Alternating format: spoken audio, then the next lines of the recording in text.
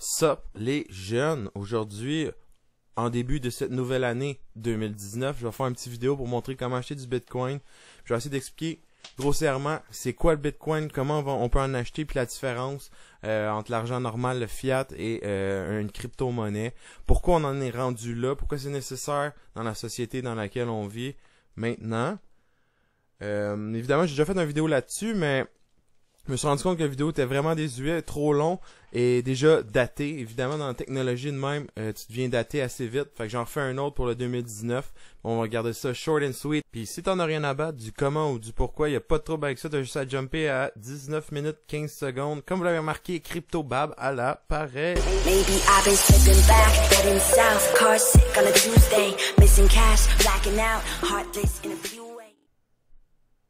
Bitcoin, c'est quoi?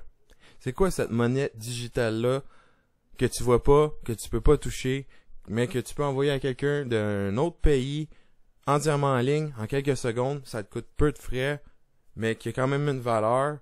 Et là, c'est super nébuleux. Évidemment, c'est rien de facile, c'est ultra complexe, puis je me proclame aucunement un professionnel au niveau de la cryptographie de Bitcoin. La chose que je vais faire avec vous, c'est vous montrer comment en acheter, puis vous expliquer en gros c'est quoi, ça ressemble à quoi. L'idée générale en arrière de ça. Si vous voulez plus d'informations à ce niveau-là, évidemment, il y a plein de ressources en ligne. Puis il y a aussi le white paper de Satoshi Nakamoto que vous pouvez aller lire, qui serait très intéressant. Fait Bitcoin, c'est quoi? Bitcoin, c'est un système expérimental de transfert et de vérification de propriété reposant sur un réseau de pair à pair sans aucune autorité centrale, donc aucune autorité centrale. Donc, CryptoBab, étant la personne A, peut envoyer à le jeune, toi, personne B, quelque chose sans que moi, j'ai confiance en toi, puis sans que toi, t'aies confiance en moi, sans qu'on se connaisse, sans qu'on se voit, puis sans qu'il y ait personne entre nous qui se prenne une cote, a.k.a. la banque. Satoshi Nakamoto, le créateur du BTC, il a réussi quand même à rester anonyme, on sait pas c'est qui, ce qui a rajouté encore plus de spéculation à son sujet. Il y a du monde qui disent n'importe quoi à son sujet, on sait pas c'est qui, on sait même pas si ce nom-là, c'est le nom d'un groupe, ou le nom d'une personne, ou d'une entité, ou whatever. La seule chose qu'on sait, c'est que son idée première, le white paper, il fonctionne. Ça a été prouvé. Ça fait quoi? Ça fait 10, 11, 12 ans que ça existe, le Bitcoin. Il a été attaqué plusieurs fois. Il n'y a jamais le serveur main, l'écosystème n'a jamais échoué dans ce qu'il doit faire, étant transférer une valeur de A à B. Bitcoin est subdivisable en 1 million d'unités. Ces unités-là, ça s'appelle des Satoshi, qui ont été nommés évidemment à cause du créateur. C'est comme une offrande qu'ils ont faite au créateur en donnant son nom. Donc très simplement, un Bitcoin, ça égale 1 million de Satoshi. Donc tout, c'est comme les pips quand tu fais du FX, du Forex trading. C'est comme une unité d'une currency. Dans notre cas, un Bitcoin est égal à 1 million Satoshi. C'est assez simple. Un système de paiement électronique basé sur des preuves cryptographiques. Ça, dans le fond, là, tous les miners, c'est comme un petit programme que tu promènes dans ton ordinateur très bêtement, là, grossièrement. C'est comme ça utilise comme ta carte graphique pour pouvoir faire des équations dans un algorithme de cryptographie qui va te permettre de réaliser ou de confirmer des transactions. Bref, plusieurs personnes qui se connaissent pas, qui ont aucune idée qui est qui ou qui est quoi, peuvent ensemble créer un réseau décentralisé qui peut générer de la vérification de transactions. Puis c'est direct à ce moment-là qu'on commence à perdre beaucoup de monde. Puis c'est vraiment pas facile à comprendre. Puis en même temps, c'est ce qui fait que cette technologie-là est aussi révolutionnante, c'est que c'est du jamais vu. Il n'y a jamais rien, absolument rien dans tout le monde qui a été créé qui fait ça. Le BTC, ça révolutionne le système actuel de finances. Comme je disais tantôt, on n'a jamais rien vu de tel auparavant. Il y a juste eu quelques petites choses qui ont mené à ça, donc des embryons. Si on parle de technologie embryonnaire à ce niveau-là, on peut penser à des choses comme Casa. Quand ça a sorti, ça a révolutionné le monde du sharing de data. Après ça, il y a LimeWire, FrostWire, il y en a plein qui ont émergé. Tout ça, ça a tout rapport avec du P2P. C'est du transfert de quelque chose de personne à personne sans tiers partie. Il n'y a pas, mettons, un site web ou une affaire qui contrôle tout. C'est les gens qui contrôlent leurs données. Moi, je décide de share un vidéo avec toi, mettons, en personne. Moi, je le seed, toi, tu le leech. Et voilà, c'est fait. Puis, il n'y a personne qui peut venir attaquer ces choses-là, vu que c'est juste entre personnes. C'est pas comme, mettons, un site web comme, je sais pas, Amazon ou whatever, un métro, ce que tu achètes de la bouffe. Ça, si tu veux que les gens puissent plus manger, tu brises le métro, c'est fini. Tu comprends? Et si c'est un réseau décentralisé avec 1 million de participants, 1 million de personnes qui share les data aux autres, les données aux autres personnes, ben tu peux pas venir attaquer les 1 million de personnes en même temps, ou même si t'es cible un après l'autre, ça marchera jamais, parce qu'il y en a tant d'autres qui vont pop out. Donc ça fait un réseau ultra secure. Puis c'est là, l'embryon de BTC, c'était dans le P2P au niveau du transfert de données dans le temps. Ça a sorti, ça fait plusieurs années. Puis ça a pris tout ce temps-là avant de pouvoir transférer l'échange de données à un niveau monétaire financier. Pourquoi on en est rendu là?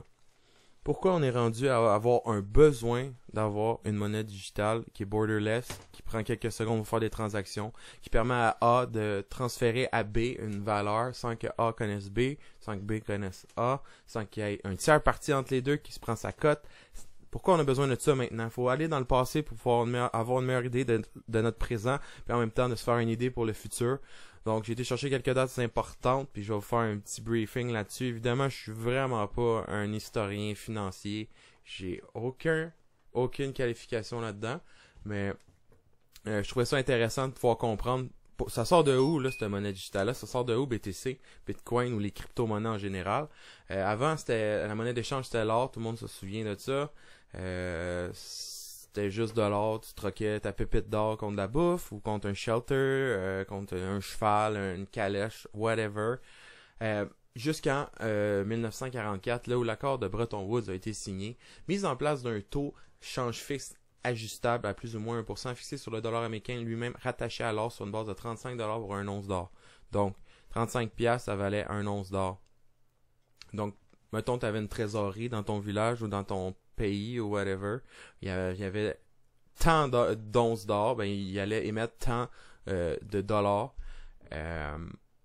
En conséquence du nombre d'or qu'il y avait, fait que ça restait quand même fair. Évidemment, un système fiduciaire fiat en anglais, c'est voué à l'échec. On le voit déjà dans les tiers pays, les pays moins développés, moins industrialisés. L'échec du dollar est retentissante.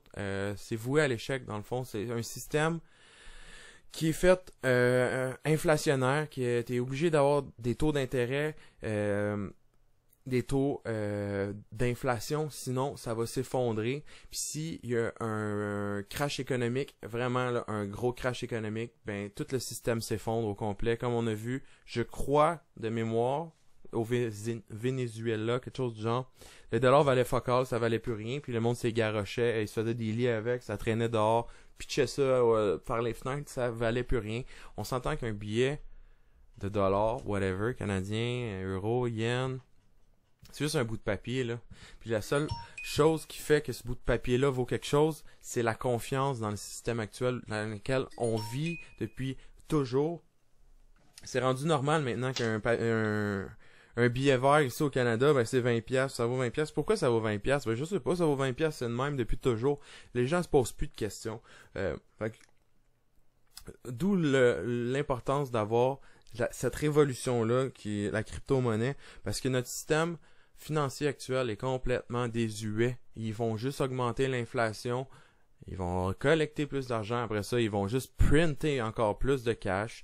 Puis là, qu'est-ce que ça fait? Plus de supply, plus de quantité en circulation, la monnaie se dévalorise, une dépréciation est possible. Ton argent vaut moins cher. Pourquoi le dollar américain vaut plus que le canadien, tu penses? Ben, c'est parce qu'il y a une dépréciation du dollar canadien, c'est tout. À long terme, ça peut être terrible et dévastateur pour n'importe quel pays. Puis moi, je crois fermement que toutes les monnaies fiduciaires sont vouées à l'échec. Et je crois le voir de mon vivant. Je vais voir le switch ou l'échec du système financier actuel. J'y crois vraiment. Puis ça répond aussi à pourquoi on a une monnaie digitale qui est popée de Internet par plusieurs inconnus qui se sont mis ensemble pour faire un open source code qui permet justement d'avoir quelque chose de décentralisé qui n'est pas contrôlé par une autorité puis qui peut pas être printé à qui mieux. Trump, il se réveille un matin. Bon, ok, on va printer une coupe de milliards, let's go les boys. Ils prennent ça. Après ça, ils augmentent l'inflation. Les peuples cavent, ils disent rien. L'argent, ça vaut ça. Ils se posent aucune question. L'inflation monte. Ils s'en sacent. Ils payent quand même. Et voilà, qu'est-ce que ça fait? Ben, ça fait de la dépréciation. Ton argent, là, il est dilué encore plus. Puis il vient qui vaut moins.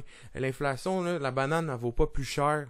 C'est ton dollar qui vaut moins cher. Fait que la banane, elle vaut plus cher. Tu comprends?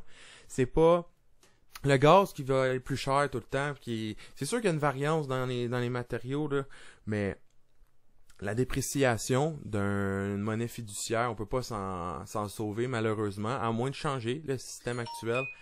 C'est pour ça que j'ai autant lu sur la crypto-monnaie puis j'étais autant intéressé par ça. Ça règle un problème qu'on a depuis des dizaines, voire des centaines d'années. Plus des dizaines que des centaines. Avant, c'était l'or. Fait que, faut tenir en compte du taux d'intérêt qui accourt pour les emprunts obligataires valables pour telle ou telle monnaie. La confiance est préservée lorsque le taux surpasse l'inflation. Si le taux d'intérêt pour les emprunts des trucs obligataires surpasse le taux d'inflation, si c'est pas le cas, une dépréciation est possible, ce qui est arrivé justement. Donc, pourquoi on en est rendu là? Parce qu'on a un système complètement déficient et voué à l'échec. On enchaîne avec deux termes très simples que tout le monde connaît, puis qui vont me permettre de mettre en relation le BTC avec mettons un fiat comme étant le canadien, le dollar canadien. La déflation, c'est quoi? C'est une diminution de la masse monétaire, donc la quantité de monnaie en circulation se réduit. Il y en a moins en moins en circulation sur un temps donné. Donc l'axe Y, ça serait la masse monétaire, puis le X, ça serait le temps. Donc ça serait une dépréciation. Le chart, il serait bearish à fond. Le pouvoir d'achat augmente parce que ça crée une rareté. La demande, tout ça, ça va augmenter la valeur de ce qui diminue en masse. C'est très simple, ça fait du sens. OK, le contraire, l'inflation, tout le monde connaît ça. Crée de la masse monétaire, donc la quantité de monnaie en circulation augmente, donc le pouvoir d'achat diminue. C'est exactement la même chose. Inversed, donc le contraire. Plus que tu crées de dollars canadiens, mettons, dans un environnement quelconque, plus qu'il va en avoir, plus la quantité augmente. Donc, moins qu'il y a de rareté et moins que la valeur est. Donc, le pouvoir d'achat diminue, ton dollar vaut moins. Donc, sur la même chose, la masse monétaire sur le X, Y le temps, ben là, ça serait bullish à fond. On a beaucoup de masse monétaire qui se crée sur le temps. Puis, plus qu'il y a de masse monétaire canadienne ou whatever, de quoi on parle, du euro, du sterling, c'est toute la même chose, la même sauce. Plus que ton pouvoir d'achat diminue. Puis c'est comme ça que les têtes de nations peuvent continuer à gouverner. Les riches restent riches, les pauvres restent pauvres, puis le milieu en arrache. C'est pour ça qu'il y a de plus en plus de disparité entre les riches et les pauvres. Il y a beaucoup moins de classe moyenne. La classe moyenne est en voie d'extinction et elle va s'éteindre un jour. Il va juste avoir des riches puis des pauvres. Si on continue avec un système aussi mauvais, si on veut, qu'un système inflationnaire de même, là, je vais mettre en relation les deux. C'est très facile. Le dollar US, à minute que Trump ou whatever, le gouvernement qui est en place, décide de printer de l'argent, il en print, ça finit là, il augmente l'inflation, boum, ils sont payés. C'est bon, ils sont bien contents. Sauf que le petit peuple, lui, son pouvoir d'achat diminue, donc tout ce qu'il doit acheter, c'est ses bananes, sa bouffe, son rent, ses services vont tout augmenter parce que justement son dollar vaut beaucoup moins qu'il valait. La déflation, c'est là ça devient intéressant. C'est exactement ce que BTC fait. BTC, il y a un maximum supply de 21 millions dans toute la planète de Terre, de l'existence de tout. Il pourra juste avoir 21 millions de bitcoins qui vont être minés. Il va juste en avoir comme ça en circulation. Donc, plus qu'on approche du deadline où ce que la dernière batch de bitcoin va être créée, plus que la valeur augmente, vu que ça crée une rareté, il y en a de moins en moins en circulation, ça fait du sens. Et c'est une des raisons principales pourquoi je pense que une crypto-monnaie va probablement prendre le contrôle des finances mondiales un jour. Je dis pas que c'est Bitcoin, je dis pas que c'est Ethereum, je sais pas, personne ne le sait, puis c'est pas ça le but. Le but, c'est de comprendre c'est quoi la différence entre une fiat et une crypto-monnaie X. Pour l'instant, le Bitcoin, c'est le plus strong de la gamme, le plus fort, le plus tenace, secure. Puis il n'a jamais été hacké, il n'y a jamais eu un double spend dessus ou des trucs de même. Tout est réglé, tout va bien. Dans un consensus anonyme, c'est incroyable selon moi. Donc voilà, déflation, inflation, puis la différence entre fiat et BTC.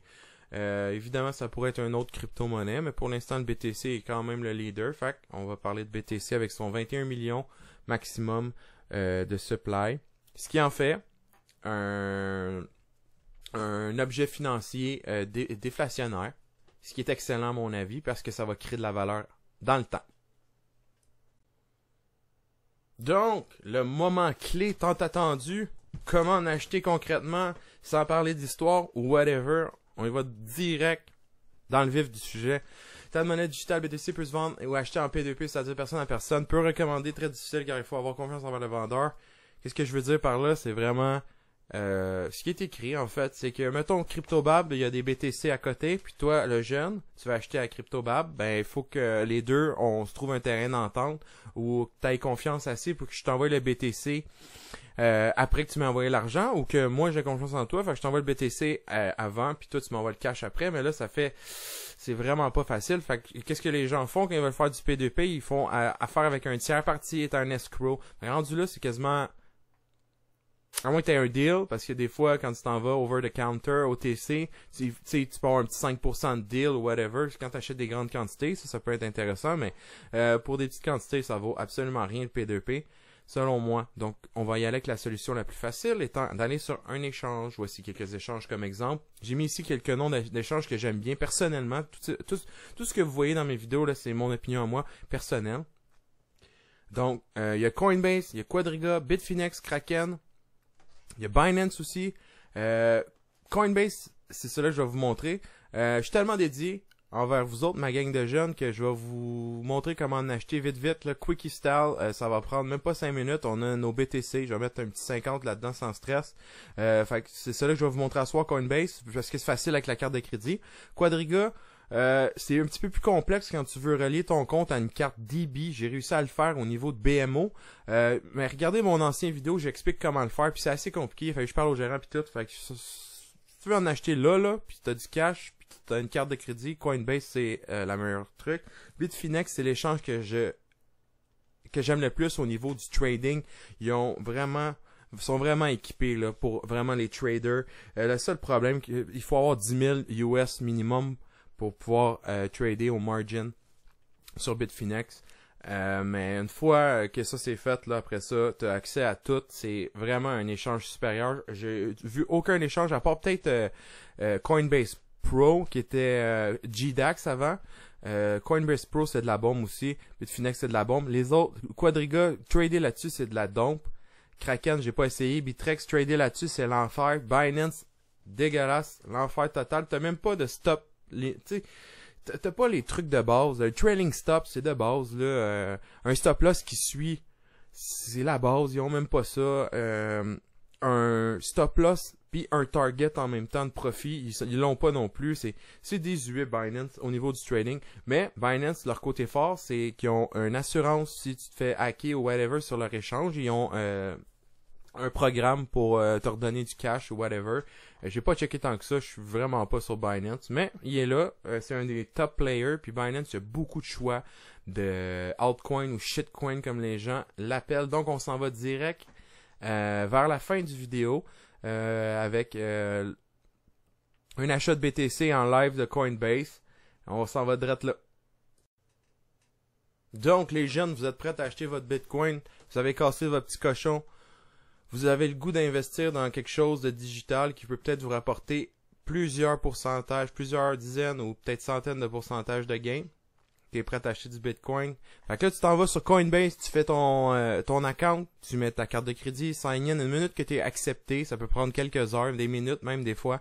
C'est juste à la limite qu'il y a un petit peu plus long à grimper, mais ça, je vous dis ça dans pas long. Fait que là, quand tu sign in dans le site, ça c'est la page, le dashboard, le normal. Tu vas dans Buy, Sell, Bitcoin. Si tu marques combien tu veux mettre, on va mettre un petit 50. Ça va te dire combien de Bitcoin ça te permet d'acheter ton 50$ canadien. Ça, c'est la limite ici que tu peux avoir. Tu peux aller lire là-dessus pour savoir comment l'augmenter. Là. C'est juste en mettant plus de cash dedans. À un moment donné, ça monte tout seul. Fait que là, t'es prêt. Tu vas y aller Buy Bitcoin. Confirme. Et c'est en train de process. Quelques secondes plus tard, comme live, ça devrait popper. Boom, c'est fait. Là, maintenant, j'ai mon BTC dans mon account. Je tourne sur mon dashboard. Et boum, le BTC vient d'apparaître. Il est là. Il est prêt à être utilisé. Tu peux l'envoyer à qui que tu veux. Par contre, je le répéterai jamais assez. Tu laisses jamais de ton Bitcoin, ton gros morceau de Bitcoin ou ton gros moton d'argent sur un échange. Jamais que ce soit Coinbase ou whatever.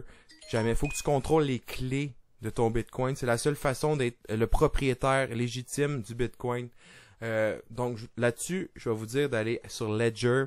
Les Ledger Nano, moi, je les adore.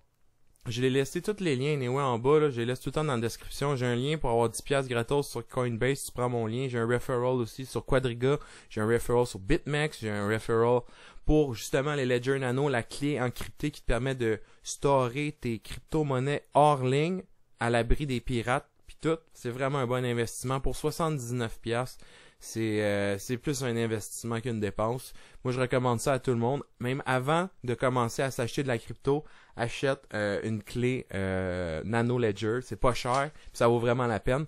Donc, checkez les liens dans le bas. J'espère que ça a été assez éducatif pour vous. J'ai essayé de faire ça le plus vite possible, mais il y a bien de la matière si on veut essayer de comprendre le pourquoi, puis tout ça. J'espère que ça a été assez rapide pour vous et assez clair. Là-dessus, lâchez-moi un like, un subscribe. J'ai créé un Discord où on peut venir me poser des questions ou jaser crypto, jaser technical analysis. Fait que venez me voir sur le Discord. Checkez mes referral links si ça vous intéresse. Puis là-dessus, je vous dis une excellente soirée et ciao les jeunes!